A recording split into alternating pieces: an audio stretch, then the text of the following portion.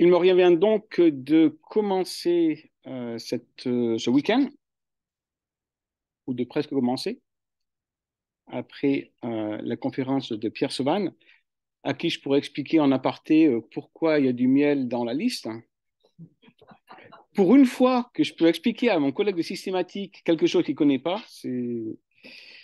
Alors quand même, le miel, c'est comme ça qu'on fait le truc pour le pain. Donc, on ne l'achète pas en magasin à l'époque. En fait, miel plus farine plus eau égale petite bestiole qui aide à faire. Hein. Eh oui, oui. Donc, c'est pour ça qu'il y a du miel, pour la petite histoire. Tu n'as jamais fait du miel, du pain à partir de rien, quoi. J'ai jamais fait de temps, en fait. Ah là là, c'est urbain, quoi. Donc, commençons par une petite conférence qui aurait pu être aussi une conférence de conclusion et qui se veut peut-être pas une conférence tout à fait introductive au sujet même, mais qui peut-être essaiera de nous aider à voir quels sont les aspects de notre engagement envers le soin de la création, pour la création, de les maudire un petit peu, d'où le titre, qu'attendons-nous ou qu'espérons-nous, qu'espérer de notre soin de l'environnement en forme de question et peut-être de remise en question pour nous par rapport au discours, dire, séculier, si je peux dire comme ça, je dis séculier sans aucune connotation idéologique, hein, c'est pour distinguer de notre discours chrétien, ou discours séculier, avec quelques attentes particulières qui me semblent être quand même prévalentes dans le discours qu'on peut entendre dans la société globale, et nous mettre en rapport avec ces attentes-là, tout en les entendant et peut-être en les modérant, apporter une voix qui puisse être, une espérance qui puisse être distinctement chrétienne. C'est donc ce que je propose de faire en une petite demi-heure, 35 minutes maintenant. Ça commence bien.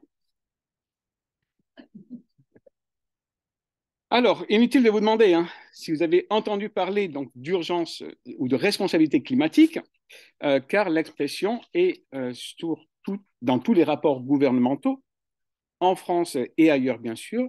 Les termes sont chargés de responsabilité et d'urgence, avec beaucoup de superlatifs hein, qui sont utilisés.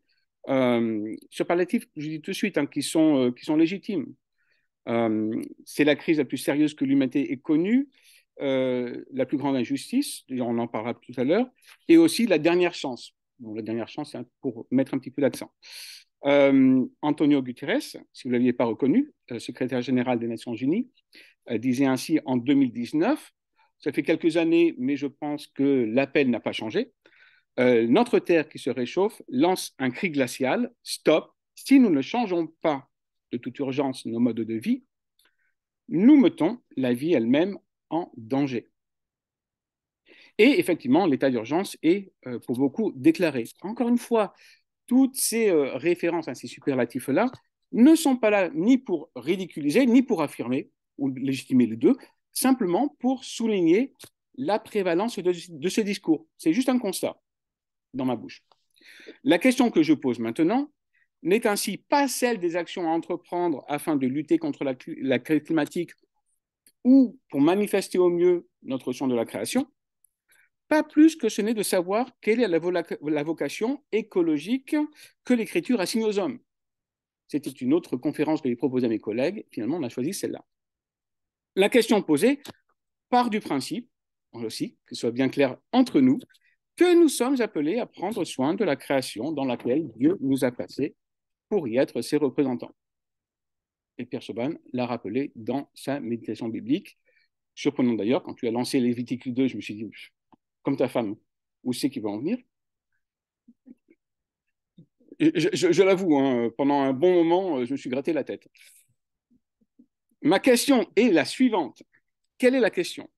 Que pouvons-nous attendre, espérer? On met de l'énergie dans le soin de la création, qu'en espérer? Et cette question que je pose s'adresse à la fois au discours séculier, mais au nôtre aussi. Au nôtre aussi. Et il me semble que dans le discours contemporain, il y a trois choses que nous attendons, que nous espérons. Le premier, qu'il soit une marque de la vie citoyenne, et donc dans le monde chrétien, peut-être qu'il soit une marque de notre vie chrétienne. Deuxièmement, qu'il soit une marque de l'horizon eschatologique, hein, d'un nouveau monde, et donc peut-être en vraie référence pour nous chrétiens, le royaume. Et enfin, qu'il soit une manifestation de la vertu ou des vertus humaines.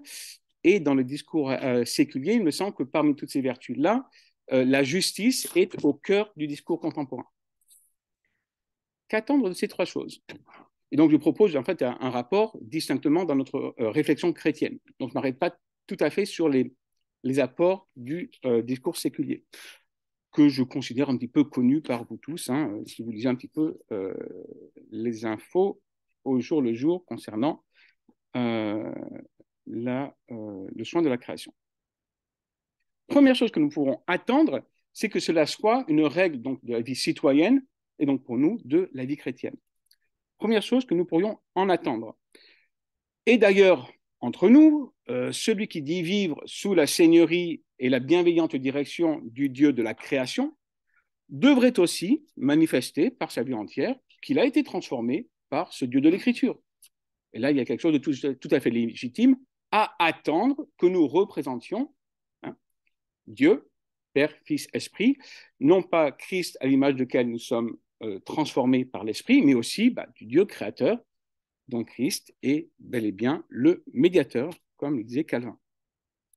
En ce sens, hein, la manière dont nous prenons soin de la création est un signe, effectivement, soit de notre fidélité à la vocation créationnelle, soit de notre trahison de la vocation créationnelle, et comme nous sommes pécheurs sauvés, peut-être les deux.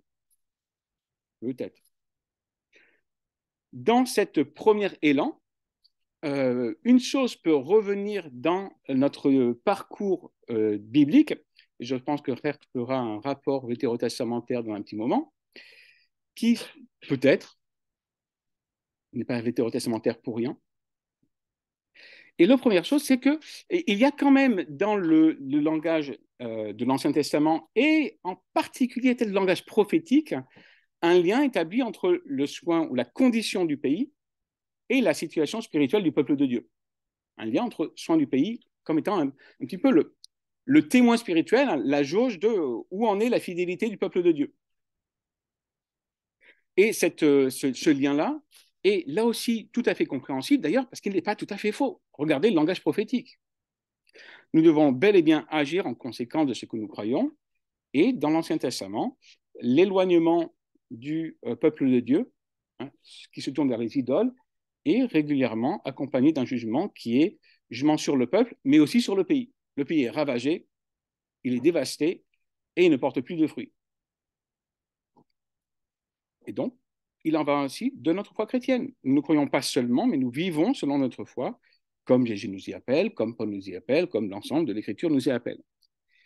Il y a quelque chose donc de ce baromètre spirituel. On pourrait dire que la terre elle-même a un rôle symbolique que Dieu utilise pour démontrer ou rendre visible la fidélité ou la rébellion de son peuple. Le pays dans lequel vit le peuple d'Israël manifeste sa condition spirituelle. Lorsque le peuple d'Israël abandonne le Dieu de l'Alliance, le pays est envahi, dévasté. Ce lien-là, entre conditions de l'environnement du pays et la foi vécue du peuple, pourrait nous faire dire que la décadence morale de nos sociétés conduit nécessairement à des désastres écologiques. Ce qui d'ailleurs n'est peut-être pas tout à fait faux non plus. Et notons encore une fois que dans la théocratie vétérotestamentaire, ce lien est clairement établi. Encore une fois, ça fait partie d'une manifestation particulière du langage prophétique dans l'Ancien Testament. Donc cette remarque est bien correcte, mais à mon sens, si on ne prend pas garde, en fait, elle sous-estime un tout petit peu une réalité, une chose essentielle à notre interprétation de l'Écriture, et y compris de ces passages prophétiques, c'est l'ancrage de ce lien-là dans un développement historique, l'histoire de la rédemption. Et cette association-là est bien particulière à une certaine période de l'administration de l'alliance entre Dieu et son peuple. Et c'est pour ça que peut-être ce lien fort-là entre conditions du pays et fidélité du peuple de Dieu est difficile à voir dans le langage néo-testamentaire. Il y a quelque chose de la substance de l'alliance entre Dieu et son peuple qui demeure, mais qui est modifié. Et donc, il y a quelque chose qui est quand même particulier à la relation entre Dieu et son peuple dans l'Ancien Testament, et que peut-être il faut respecter et prendre en compte. Alors, deux conclusions quand même pour être faites à ce stade, deux conclusions erronées sur lesquelles Dave Bookless, qui donc qui est toujours à Rochard en Angleterre, ou ouais, toujours, et dont on m'a donné quelques lectures à lire et que vous avez à la bibliothèque. Donc, il attire nos attentions sur ces deux erreurs-là qu'il appelle donc l'évangile de l'éco-prospérité. Donc, si vous prenez soin de la création, Dieu vous donnera au centuple. Hein, donc, la théologie de la prospérité, mais c'est-à-dire colorée soin de la création.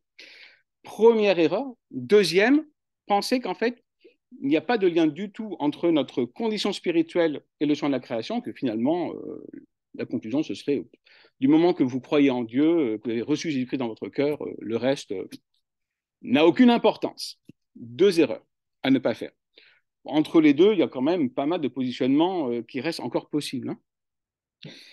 Le lien automatique entre conditions spirituelles et conditions écologiques, cependant, ne peut pas être fait, donc pas automatiquement. Ça ne veut pas dire qu'il n'y a pas de lien à faire et qu'on n'est pas responsable du soin de la création. C'est en fait le copier-coller, situation de l'Ancien Testament, notre situation présente, qui me semble problématique ou pas tout à fait satisfaisante. Et cependant, nous pouvons dire qu'il y a quand même quelque chose de la rébellion spirituelle à l'œuvre dans la crise climatique. Pourquoi ? Parce que de toute façon, notre rébellion contre Dieu, le Créateur, se manifeste dans tous les aspects de la vie humaine.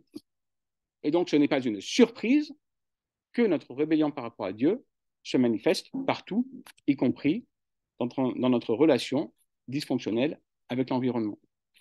Donc, une fois, pas pour le justifier, mais pour l'expliquer. Et c'est là que cela se trouve. Et certainement, le péché moral des hommes conduit à des désastres écologiques.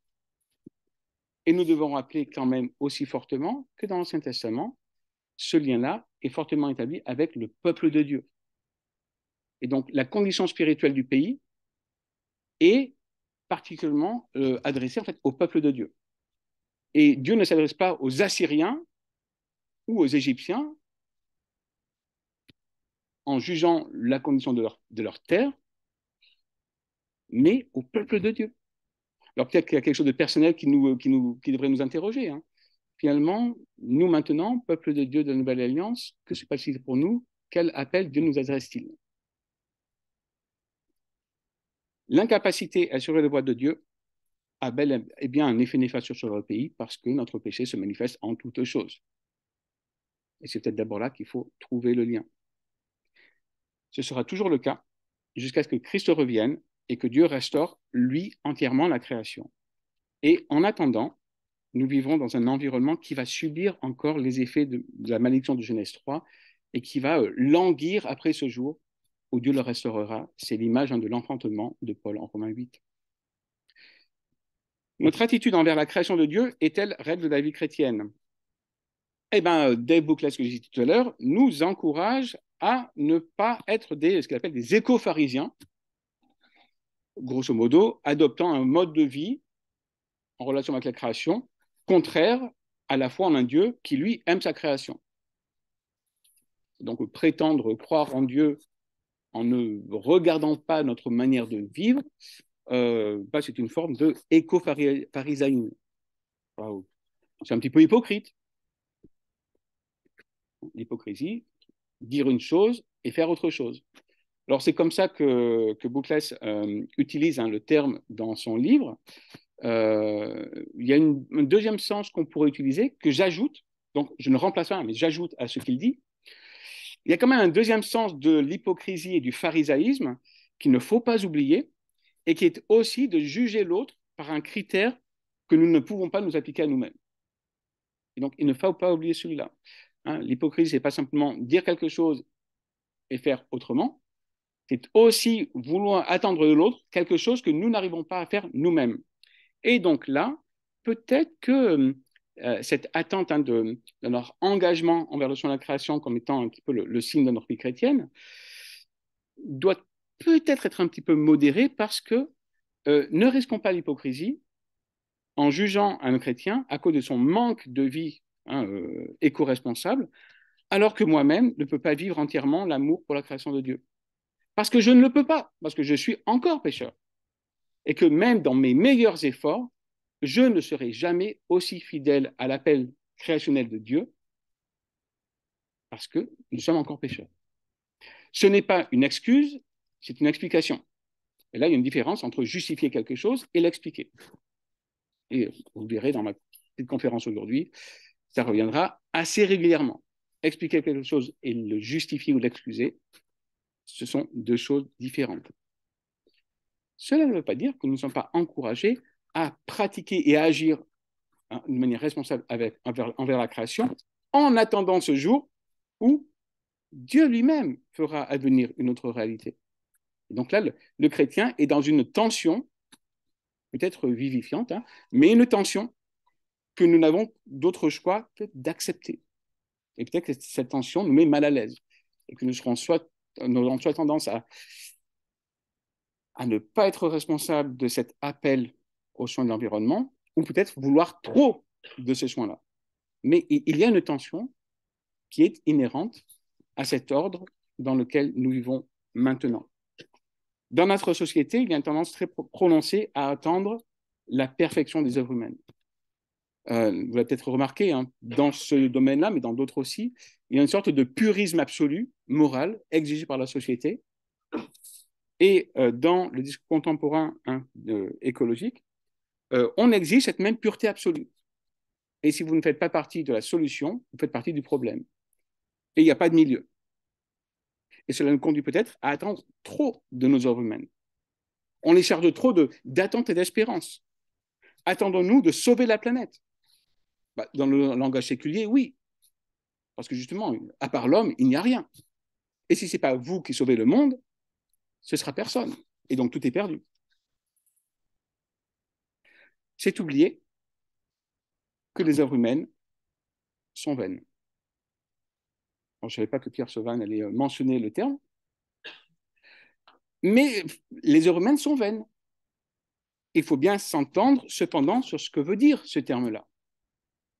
Ça ne veut pas dire que c'est inutile, que finalement, comme c'est vain, je m'en lave les mains et puis il n'y a rien à faire. Non, non. Qu'est-ce que la vanité? C'est d'abord l'illusion de se prendre trop au sérieux. C'est l'illusion que nos œuvres arriveront à instaurer quelque chose d'éternel. Ce ne sont pas nos œuvres qui instaurent quelque chose d'éternel. Il ne faut pas oublier la rigueur du jugement de l'Ecclésiaste. Le monde et les œuvres humaines sont vanité. Elles partent en fumée. Elles ne restent pas. Et dans l'Ecclésiaste, c'est cela qui est mauvais. Ce n'est pas l'œuvre humaine qui est mauvaise. C'est ce qu'on peut en attendre. Et si vous entendez que votre œuvre humaine elle-même change le monde, c'est cela qui est vanité, mais pas l'œuvre elle-même qui est faite. Et en cela, je reviens toujours à Jacques Ellul.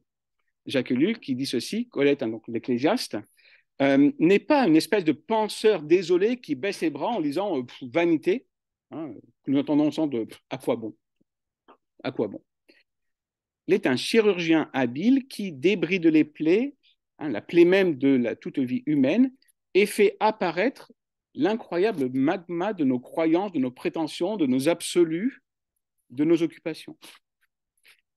Discerner la vanité de nos œuvres, c'est dénoncer les fausses attentes que nous leur assignons.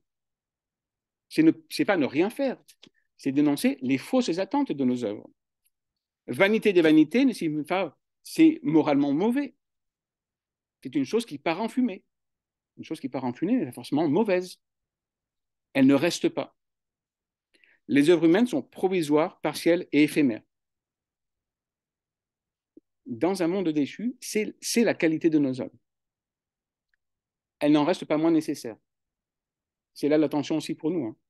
Des œuvres que nous sommes appelés à faire et qui cependant sont partielles et éphémères. Et donc, on pourrait tendance à être découragé. Mais ne soyons pas découragés parce que l'espérance chrétienne, c'est que Dieu, lui, fait son œuvre et que Dieu, lui, restera fidèle à sa promesse et qu'il fera advenir un nouveau monde. Deuxième attente que nous pourrions avoir, hein, c'est cet horizon eschatologique, soin de la création en vue du nouveau monde à venir. Et là aussi, hein, créer un nouveau monde, l'attente d'un nouveau monde, on l'entend régulièrement. Et c'est marrant, il y a une coloration un petit peu eschatologique chrétienne dans le discours séculier. On veut créer un nouveau monde. C'est de créer un bon point de contact de discussion, puisque nous attendons aussi un nouveau monde, sauf que nous n'allons pas, nous, le créer de nos mains. C'est la deuxième chose qu'on peut attendre, hein, l'horizon de prévision écologique, qui est un terme particulier dans la littérature spécialisée. Hein, horizon de prévision écologique qui en fait aide à jauger de la qualité des prévisions de ce que l'environnement sera demain ou dans 5 ans. Et on pourrait se dire, pour nous, quel horizon notre soin de la création nous ouvre-t-il? Quel horizon nous ouvre-t-il, notre soin de la création? Attendons-nous par cela de vivre maintenant le royaume? Attendons-nous que notre engagement, notre soin de la création soit le témoin visible de l'inauguration du royaume? Interrogation. Et bien sûr, en fait, dans un certain sens, puisque Christ est venu prêchant que le royaume était déjà venu en lui, inauguré en lui, que Christ nous encourage à être fait à son image et que Christ est médiateur de la création, que nous sommes remodelés à l'image de Dieu à travers l'Esprit, alors oui, il y a quelque chose du lien entre notre soin de la création, et d'ailleurs, entre parenthèses, on associe soin de la création au soin de l'environnement assez quand même fortement dans ce colloque aujourd'hui. Notez avec moi que la soin de la création, c'est aussi vous et moi. Hein. Donc le soin de l'humanité devrait être inclus dedans, mais je crois qu'on a fait un petit peu l'impasse dessus. Soin de la création entière. Le soin des plus pauvres fait partie de la création. Donc, on pourrait l'inclure dedans. Petite parenthèse pour dire que finalement, on doit avoir une vue un petit peu plus large que simplement ce dont on parle pendant la journée et demie ici. Et donc, prendre soin de l'environnement naturel, prendre soin les uns des autres, dans un certain sens, oui, c'est le signe que Christ est venu inaugurer le royaume et que nous sommes en marche vers le royaume. Cependant, est-ce que nous n'allons pas parfois un tout petit peu trop vite en voulant assigner à notre soin de la création un signe, un avant-goût du royaume, peut-être de manière un petit peu trop forte? Est-ce que peut-être parfois on n'a pas une tendance, sans en être conscient, à faire un petit peu un copier-coller de l'objectif séculier de sauver la création? Bon, parce que le monde séculier autour de nous n'a pas conscience que l'avenir de la création ne tient pas à nous, mais à Dieu. Est-ce qu'on n'a pas tendance à faire un copier-coller trop rapide? Peut-être. Ce qui serait bien compréhensible d'ailleurs. Hein. On est constamment en dialogue avec ce discours-là, discours qui va mettre en avant la tentative de retrouver l'harmonie entre l'homme et la création. Là aussi, qui renvoie à un mythe originel, au discours d'Éden. Une harmonie, une communion, je préfère le terme de communion par rapport à l'harmonie, hein, une communion entre l'homme, le créateur et l'environnement. Mais pouvons-nous faire cela? Pouvons-nous valider ce discours qui va simplement mettre l'accent sur la nécessité, par l'œuvre humaine, de préservation, de conservation, de retrouver l'harmonie originelle? C'est quelque chose qu'on trouve régulièrement et encore une fois qui est vraiment compréhensible et qu'il faut entendre. Et par exemple, le grand naturaliste Aldo Leopold disait que la conservation, donc le soin de la création, on pourrait aussi dire, est un état d'harmonie entre les hommes et la terre et qu'on était encouragé à retrouver, à recréer presque. Alors bien sûr, ce langage-là rappelle un tout petit peu le langage de la création divine. On est appelé à recréer quelque chose qui a été perdu. Alors, ce qui est fort, c'est quand même, on a ce désir originel ici. Sauf qu'on veut le faire par nos propres mains. Mais justement, le pouvons-nous retrouver cette harmonie par nos propres mains? Bien sûr, non. À cause de ce fait originel, fait historique, fondamental, qui va distinguer notre approche du champ de la création d'une vision séculière, la rupture historique que fut l'entrée du péché dans la création, et qui introduit une disharmonie entre Dieu, nous et la création, et entre nous aussi, êtres humains, qui ne peut être rétablie que par Dieu lui-même. Donc, l'harmonie ne peut être trouvée que par Dieu, parce que la disharmonie est d'abord la conséquence de l'opposition à Dieu. Et il y a une rupture aux conséquences tragiques que nous n'avons pas oubliées, c'est une sorte d'aliénation de la création. Et il ne faut pas l'oublier, il ne faut pas la sous-estimer. Et il serait trop facile, malheureusement, de penser que puisque la création souffre d'une malédiction qui est le fruit du péché, et que Dieu seul peut restaurer, alors nous n'avons plus à nous en soucier. Puisque nous ne sommes pas Dieu, et que Dieu peut le faire. La seule chose que nous avons à faire, chers amis, c'est d'attendre que Dieu restaure la création, attendant l'arrivée du royaume, en attendant. Finalement, il n'y a pas grand-chose à faire, ce qui pourrait légitimer l'abus de la création. Oui, nous sommes appelés à vivre dans la création devant Dieu, coram Deo, car la terre appartient à Dieu, avec tout ce qu'elle renferme. Le fameux verset du psaume 24.1 qui ouvre ce grand psaume 24, la grande confession que la terre appartient à Dieu, avec tout ce qu'elle renferme. Il faut donc encourager un désir de vivre de manière responsable dans ce monde. Et donc, il est tout à fait pertinent, voire même nécessaire, de dire que la manière dont nous prononçons de la création témoigne de notre relation avec le Créateur. Ce lien-là, il est légitime et il faut le rappeler. Attendons-nous cependant que cette responsabilité nous ouvre maintenant les portes de la création restaurée, qui serait oubliée que nous vivons dans une réalité déchue, sur laquelle nos œuvres humaines n'ont pas de portée. Les œuvres de Dieu, oui. Et donc notre espérance est tournée vers lui. Et là, nous pourrons écouter les mots de sagesse de Monsieur Wishart-Hooft, je massacre toujours son nom, qui disait ceci. Alors, je vais le citer deux fois, donc Wishart-Hooft, si des frères hollandais l'écoutent sur YouTube, je m'en excuse. J'ai toujours le malheur dans mes conférences publiques quand même de citer des théologiens néerlandais. Et je reviens à chaque fois. Il faudrait que j'évite. Mais je n'y arrive pas. Je te montrerai le texte écrit tout à l'heure parce que là, je commence à transpirer, à avoir honte de moi-même. Mais je peux lire la citation en français. La nature a deux faces, celle de la beauté et de la bonté, celle de la terreur et de l'inimitié. Le fidèle sait toutefois par la foi que la nature est entre les mains de Dieu. Il ne faut pas oublier que, à cause de l'aliénation originelle dont nous sommes responsables, la nature est aussi terrifiante. Et qu'il y a une annihilation entre nous et le monde. Encore une fois, pas pour justifier, mais pour l'expliquer. Répétons-le autrement, la nature n'est pas et ne sera jamais entre nos mains.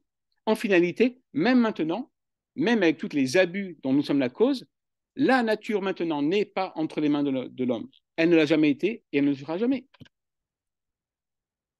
Et heureusement d'ailleurs. Vous imaginez vraiment un monde dans lequel on serait roi de la création sans providence divine? On serait tous morts depuis longtemps en fait. Et probablement toutes les espèces animales aussi, et végétales. Alors du coup, cela veut dire que nous devons renoncer à notre esprit de contrôle et au syndrome messianique du discours écologique séculier. Je ne veux pas dire que nous, chrétiens, sommes appelés à nous désengager, non. C'est qu'il y a une différence entre notre engagement et celui de l'engagement séculier. C'est que l'espérance n'est pas dans l'œuvre de nos mains. Et que, quand même, ce messianisme séculier où si nous n'agissons pas, tout est perdu. Si moi, je ne fais rien, tout est perdu. Dans un certain sens, c'est quand même se prendre un peu pour Dieu. Je dis un peu, parce que nous avons une responsabilité qu'il faut rappeler. Mais notre espérance est différente. Notre espérance, c'est celle du royaume. Ce n'est pas simplement celle de sauver la planète maintenant.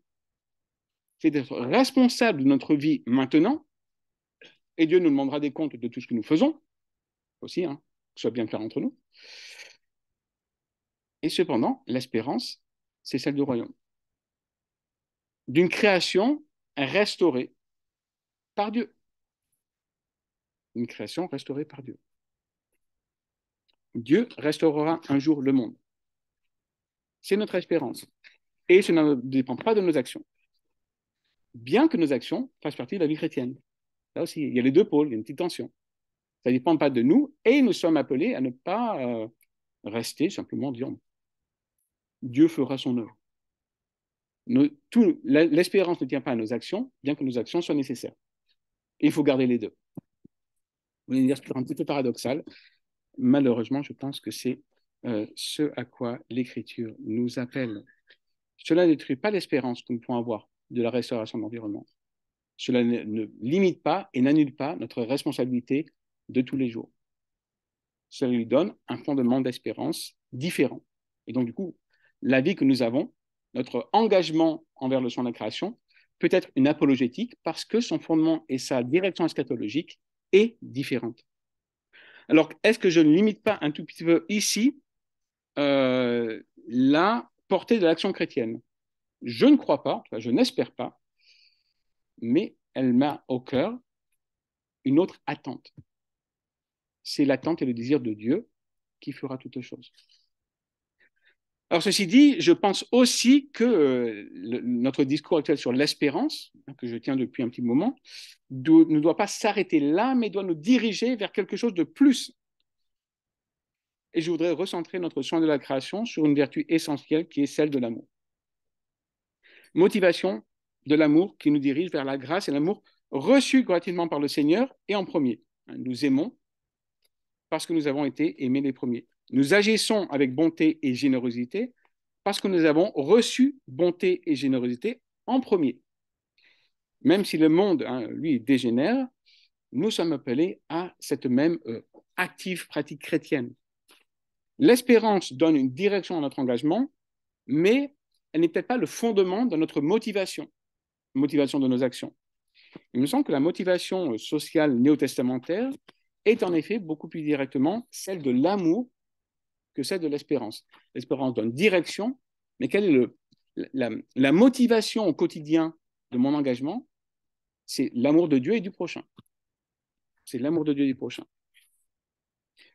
Et on trouve cela dans toutes les lettres pauliniennes, pour ne citer qu'elles. Ainsi, la grande exhortation de Paul aux Galates.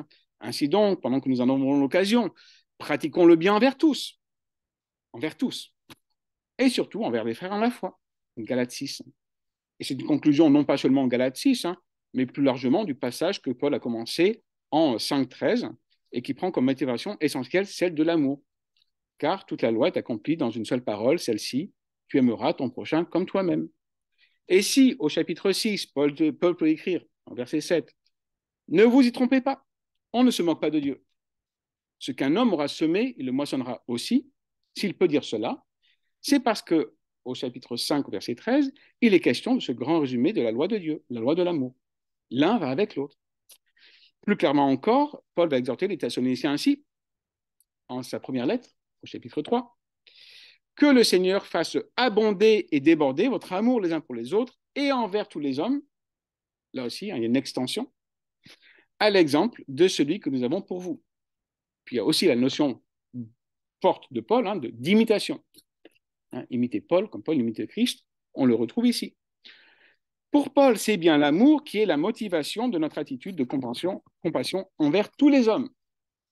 C'est l'amour de Dieu manifesté dans la grâce de Christ qui est notre motivation de notre soin les uns des autres. Et je pense qu'il est légitime de l'étendre aux soins de la création. Cette motivation de l'amour pour Dieu et pour le prochain, alors n'est pas du tout centrale dans le discours séculier actuel. Il est remplacé par une autre vertu dont on va parler dans un moment. Mais parfois, il est un petit peu amoindri dans notre propre discours chrétien.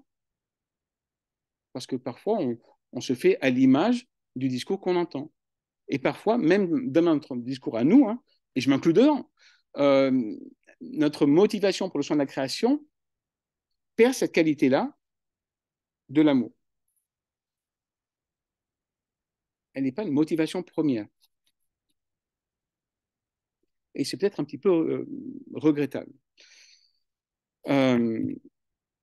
Et ça me permet de passer à la troisième attente, ce que nous espérons de notre engagement envers le champ de la création, engagement écologique, c'est qu'on attend qu'il manifeste les vertus chrétiennes. Et là aussi, oui, de manière légitime. Mais c'est peut-être là que on suit un petit peu trop le langage séculier actuel, à mon sens. Il me semble que ce soin de la création auquel on est appelé est lié uniquement à la justice. Et je pense de manière obsessionnelle. Et c'est un petit peu là, s'il y avait une contestation un petit peu forte de ma part dans cette conférence, ce serait ici. Alors, la justice climatique fait partie du discours environnemental actuel depuis au moins la fin des années 90, qui arrive dans le discours académique aussi. Et au cours des années 90, les appels à la justice sont devenus de plus en plus centraux dans l'éthique sociale au sens large, et en particulier climatique, et aussi centraux au discours politique. La justice est devenue la vertu par excellence. La vertu des vertus actuellement, c'est la justice. Vertu dont nous attendons une manifestation absolue. Et donc, l'injustice climatique, ce qui est la compromission du droit à un environnement sain, est devenue la cause de toutes les autres injustices. On établit un lien causal entre injustice climatique et tous les autres défis éthiques, comme la migration, la pauvreté, etc. Et cela conduit certains experts à ne voir d'action positive contre l'urgence climatique, en faveur de l'urgence climatique, donc d'action positive, que si d'autres problèmes trouvent aussi leur solution. L'un ne va pas sans l'autre. Et du coup, il ne peut y avoir de réelle action en faveur de la création que si le racisme systémique, le patriarcat, le colonialisme, les disparités de genre, ainsi que le gouffre économique par nord-sud, trouvent aussi des solutions. Tout est imbriqué.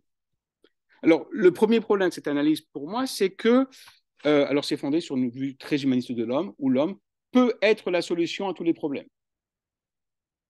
Et si l'homme se donne un petit peu la volonté de le faire, la solution sera trouvée. Et du coup, l'eschatologie, c'est nous. Le deuxième problème, à mon avis et à mon sens, tient à l'absence de distinction entre causalité et corrélation. L'injustice climatique est la cause de toutes les autres injustices. Et je ne pense pas que ce soit le cas. Pas tout le temps. Parfois, il y a corrélation entre les deux. Corrélation, mais pas forcément causalité. Et distinguer les deux est un petit peu difficile. Pourquoi? Parce que le monde est complexe. Et les facteurs environnementaux, économiques, géopolitiques sont tellement imbriqués les uns des autres que oui, on peut avoir l'impression qu'il y a un raison de pure causalité, ce qui n'est pas forcément le cas. Et par exemple, dans certains pays d'Afrique que je connais, le Sénégal, par exemple, le problème d'accès à l'eau potable n'est pas d'abord dû à l'injustice climatique, mais un problème de corruption, où les fonds gouvernementaux n'arrivent pas à ceux qui sont en fait chargés de creuser un puits. Et c'est pour ça que les frères sénégalais qui font 1 heure pour aller chercher de l'eau. Et en même temps, il y a une grande sécheresse. Corrélation. Et cependant, la première cause de l'absence d'eau potable dans une certaine région que je ne citerai pas, c'est d'abord la corruption. Et il y a une grande sécheresse en même temps. Et on pourrait faire une relation de causalité. Dans ce cas-là, ce n'est pas le cas. Cela ne veut pas dire non plus qu'il n'y a jamais de relation de causalité entre injustice climatique et d'autres. Le problème, c'est qu'on ne peut pas faire de relation automatique. Il faut distinguer causalité et corrélation. Alors, cela n'invalide pas pour autant tout langage se référant à la justice écologique, mais cela me permet peut-être de souligner une autre vertu qui, à mon sens, est supérieure à la justice. et je me lance, hein, mais vastement supérieure à la justice, c'est la charité, c'est l'amour. La recherche de la justice est légitime, mais peut-être qu'elle voile une vertu qui, pour le chrétien, est la vertu des vertus. Et déjà, dans les années 60, un penseur non chrétien qui était engagé dans le champ de la création, Bernard Charbonneau, le grand artisan de lutte avec Jacques Ellul de la défense de la côte aquitaine, disait ceci: nous ne voulons plus la charité, mais la justice. Et proclamant très fort cette cendre qui vole, tu te prends pour un archange de la justice. Et là, je nous interroge, est-ce que dans le langage actuel que nous tenons, est-ce qu'on ne se prend pas nous aussi pour des archanges de justice, oubliant par cela le principe de charité, qui est le signe que nous sommes chrétiens. Hein, le signe manifeste que nous sommes chrétiens, c'est l'amour que nous avons les uns pour les autres. Et donc, avons-nous oublié la vertu de l'amour? Et, en dehors de l'amour, de toutes les autres vertus chrétiennes. Et je suis frappé que dans toutes les vertus qui reviennent constamment sous la plume de Paul, pour ne prendre que lui là aussi, la justice apparaît rarement. Elle apparaît, allez, dans Tite, comme une qualification au ministère, en Tite. Mais à part Tite, la justice est bien rare comparée aux autres vertus. L'amour, la joie, la paix, la patience, la bonté, la bienveillance, la fidélité, la douceur, la maîtrise de soi, le pardon,